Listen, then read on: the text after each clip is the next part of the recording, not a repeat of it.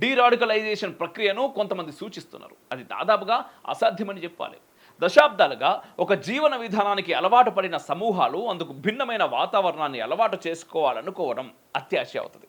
అయితే భారతదేశం నిజంగానే పిఓజేకేను స్వాధీనం చేసుకోవాలనుకుంటే ఒక సుదీర్ఘ వ్యూహాన్ని రచించాల్సి ఉంటుంది.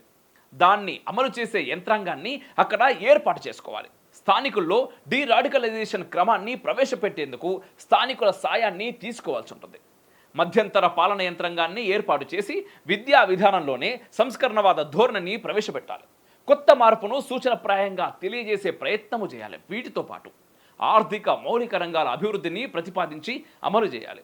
ఈ మొత్తం క్రమంలో సుదీర్ఘ ప్రయాణంలో భావజాలపరమైన అంతరం క్రమేపీ తగ్గే అవకాశం ఉంటుంది. అప్పుడు మాత్రమే పూర్తి స్థాయిలో పౌరసత్వాన్ని వాగ్దానం చేయగలం. అలా కాని పక్షంలో భయంకరమైన సమస్యలు చుట్టుముట్టే అవకాశం ఉంటుందంటున్నారు నిపుణులు.